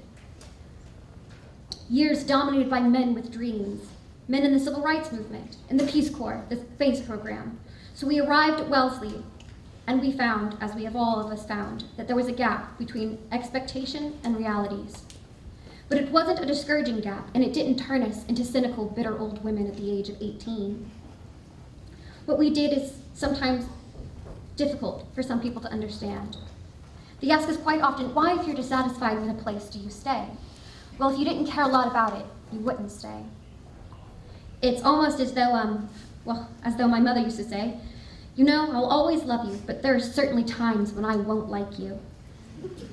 Our love for this place, this particular place, Wellesley College, coupled with our freedom from the burden of an inauthentic reality, allowed us to question the basic assumptions underlying our education. Before the days of the media-orchestrated demonstrations, we had our own gathering over in Founders parking lot. We protested against the rigid academic distribution requirement. We worked for a pass-fail system. We worked for a say in some of the process of academic decision-making. And luckily, we are at a place that when we questioned the meaning of a liberal arts education, there were people with enough imagination to respond to that questioning. So we have made progress. We've achieved some of the things that we initially saw as lacking in the gap between expectation and reality. Our concerns were not, of course, solely academic, as all of us know. We worried about inside Wellesley, questions of admissions, about the people that are coming to Wellesley, the people that should be coming to Wellesley, and the process for getting them here. We questioned about the responsibility we should have both for our lives as individuals and for our lives as members of a collective group. Many of the issues that I've mentioned, those of sharing power and responsibility, those of assuming power and responsibility, have been general concerns on campuses throughout the world. But underlying those concerns, there's a theme which is so trite and so old because the words are so familiar. It talks about integrity and trust and respect. Words have a funny way of becoming trapped in our minds on their way to our tongues. But they are necessary means, even in this multimedia age, for attempting to come to grasps with some of the inarticulate, maybe even inarticulable things we are feeling. We are, all of us, exploring a world that none of us understands and attempting to create within that uncertainty. But there are some things we feel, feelings that are prevailing, acquisitive, and competitive corporate life, including, tragically, the universities, is not the way of life for us. We're searching for a more immediate, ecstatic, and penetrating mode of living. And so these questions are questions about our institutions, about our colleges, about our churches, and our government continue. The questions about those institutions are familiar to all of us. We have seen them heralded across the newspapers. Senator Brooke has suggested some of them this morning. But along with using these words, integrity, trust, and respect, in regard to institutions and leaders, we're perhaps harshest in regards to them ourselves. Every protest, every dissent, whether it's an individual academic paper or a Founders parking lot demonstration, is unabashedly an attempt to forge an identity in this particular age. That attempt at forging for many of us over the past 4 years has meant coming to terms with our own humanness. Within the context of a society that we perceive, now we can talk about reality, and I would like to talk about reality. Authentic reality, inauthentic reality, and what we have to accept of what we see. But our perception of it is that it often hovers between the possibility of disaster and the potentiality for imaginatively responding to man's needs. There's a very strange conservative strain that goes through a lot of New Left collegiate protests that I find very intriguing. It harkens back to a lot of old virtues, the fulfillment of original ideas. And it's also a very unique American experience.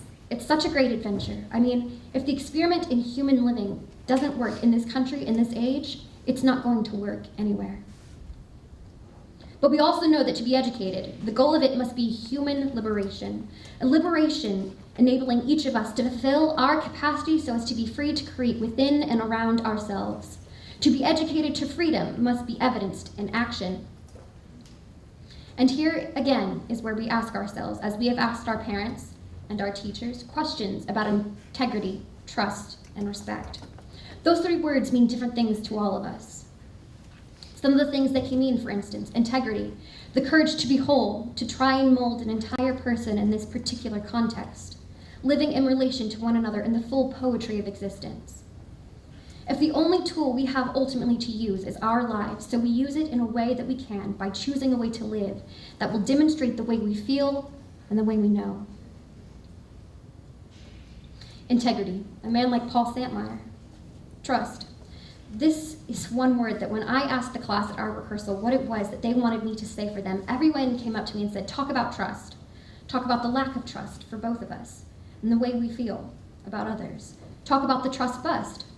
What can you say about it? What can you say about a feeling that permeates a generation and that is perhaps not even understood by those who are distrusted? All we can do is keep trying again and again and again. I mean, there's that wonderful line in East Coker by Eliot about there's only the trying again and again and again to win again what we've lost before. And then respect.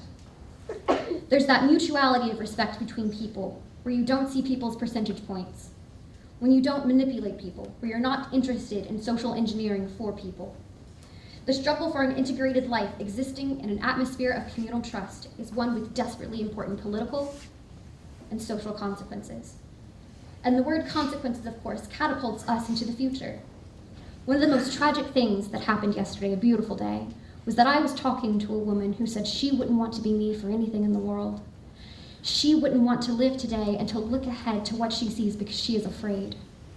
Fear is always with us, but we just don't have time for it. Not now. And there are two people I would like to thank before concluding, and that's L.D. Atkinson, who was the spearhead for this, and also Nancy Scheibner, who wrote this poem, which is the last thing that I'd like to read. My entrance into the world of so-called social problems must be with quiet laughter or not at all. The hollow men of anger and bitterness, the bountiful ladies of righteous degradation, all must be left to a bygone age. And the purpose of history is to provide a receptacle for all those myths and oddments which oddly we have acquired, and from which we would become unburdened to create a newer world, to translate the future into the past. We have no need of false revolutions. In a world where categories tend to tyrannize our minds and hang our wills up on narrow pegs, it is well at every given moment to seek the limitations in our lives, and once those limitations are understood, to understand that limitations no longer exist. Earth could be fair, and you and I must be free, not to save the world in a glorious crusade, not to kill ourselves with a nameless gnawing pain, but to practice, with all the skill of our being, the art of making possible. Thanks.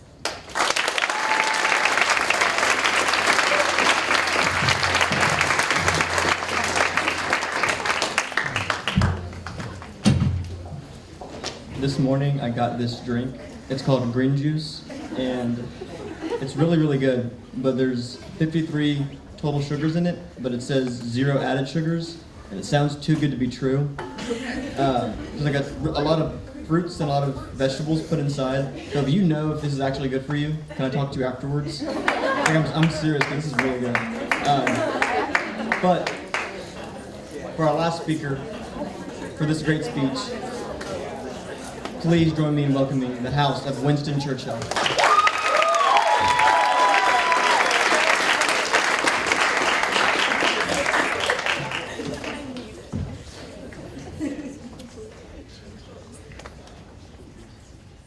Good morning.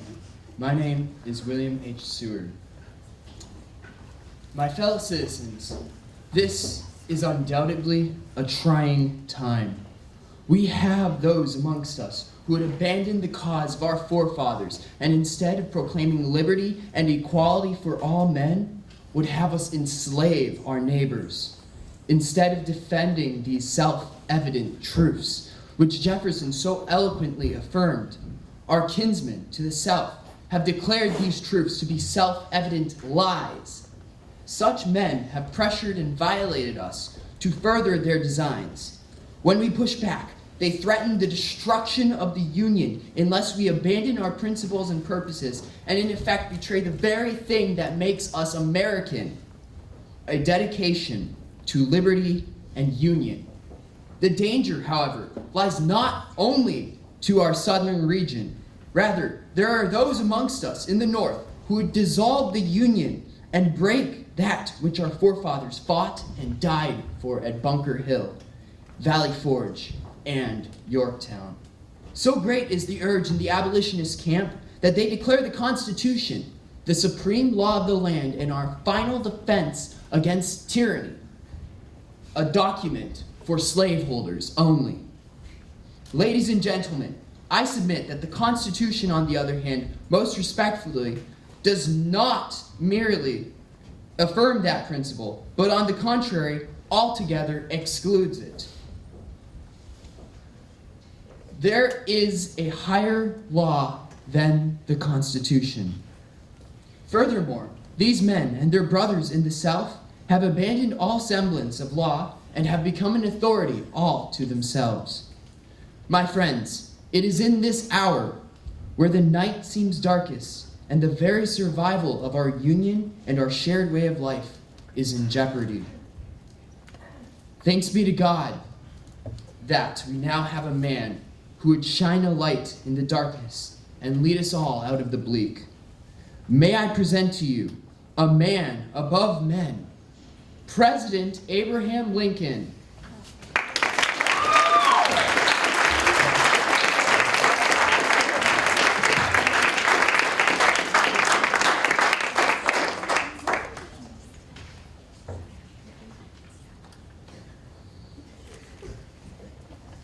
As a subject for the remarks of this evening, the perpetuation of the political institutions is selected. At what point then is the approach of danger to be expected? I answer, if it ever reach us, it must spring up amongst us. It cannot come from abroad. If destruction be our lot, we must ourselves be its author and finisher. As a nation of freemen, we must live through all time or die by suicide. Such are the effects of mob law, and such are the scenes, becoming more and more frequent in this land, so lately famed for love and law and order, and the stories of which have even now grown too familiar and attract anything more than an idle remark. I know the American people are much attached to their government. I know they would suffer much for its sake. I know they would endure evils long and patiently before they would ever think of exchanging it for another. Yet, notwithstanding all of this, if the laws be continually despised and disregarded, if their rights be secure and their persons and property are held by no better in tenure than the caprice of a mob, the alienation of their affections from the government is a natural consequence, and to that, sooner or later, it must come. The question recurs, how shall we fortify against it?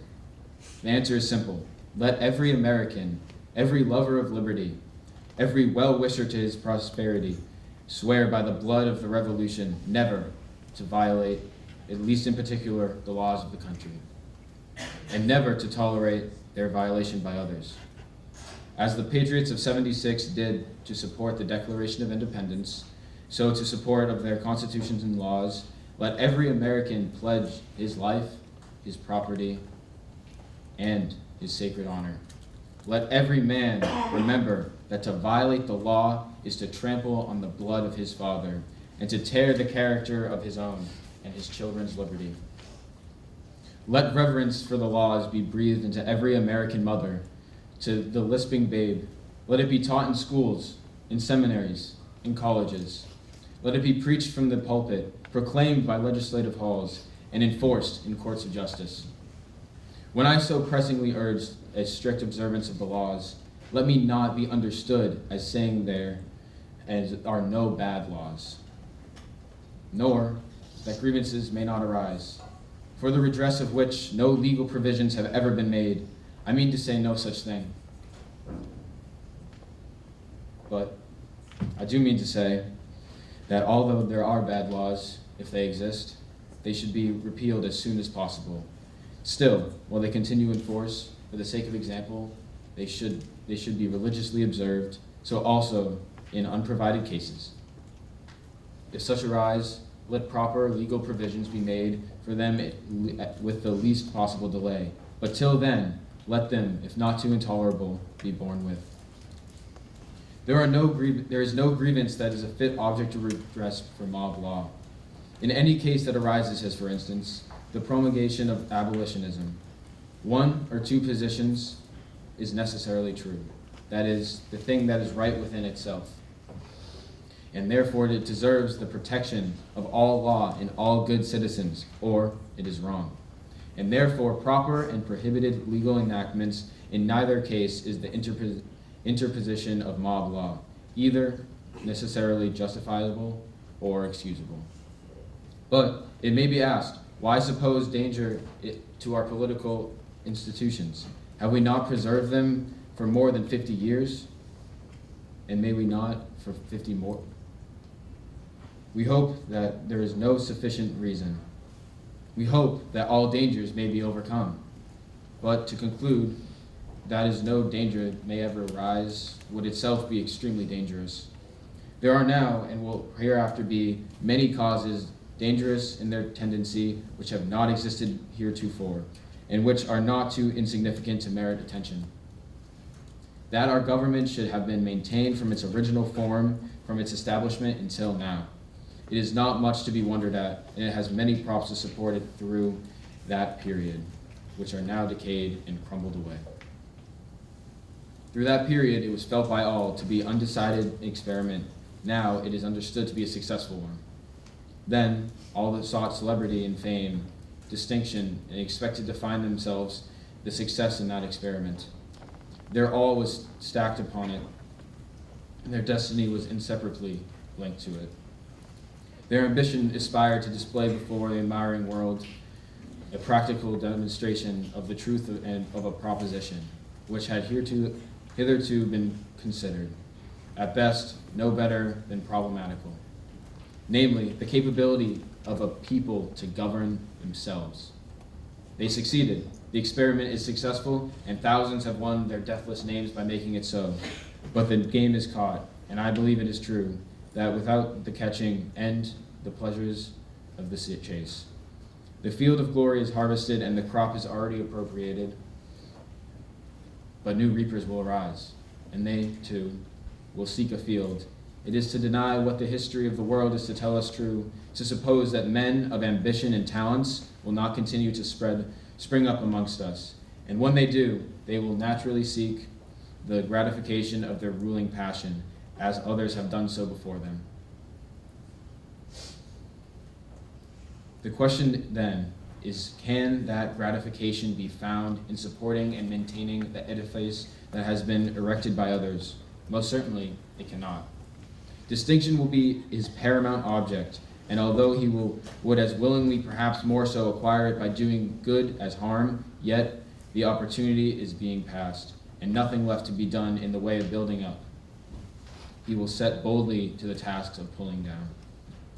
Another reason which once was, but which to some extent is now no more. He does much in maintaining our institutions thus far. I mean the powerful influence which the interesting scenes of the Revolution had upon the passions of the people, as distinguished from their judgment.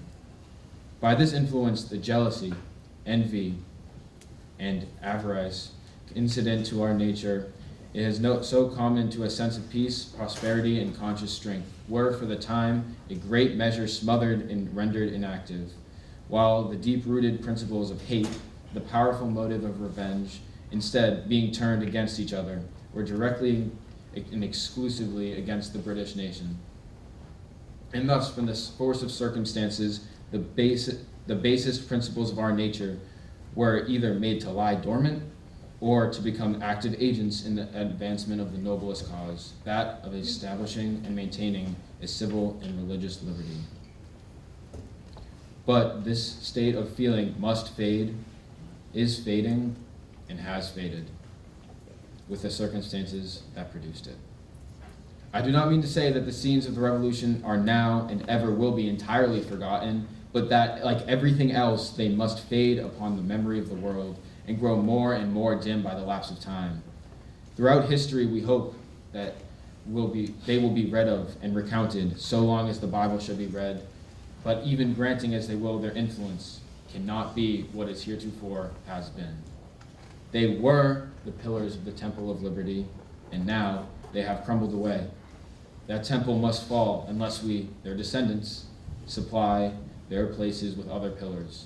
Hewn from the solid quarry of sober reason, passion has helped us, but it can do no more. It will, in the future, be our enemy.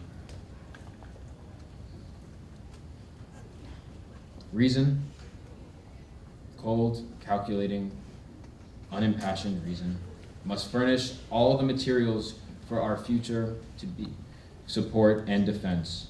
Let those materials be molded into general intelligence, sound morality, and in particular, a reverence for the Constitution and laws, and that we improve to the last, that we remain free to the last. We revered his name to the last, that during his long sleep, we permitted no hostile foot to be pass over and desecrate his resting place. Shall be that which to learn from the last trump shall awaken our Washington. Upon these let proud fabric and freedom rest, and the rock of its basis. And truly, as it has been said, of the only greater institution, the gates of hell shall not prevail against it.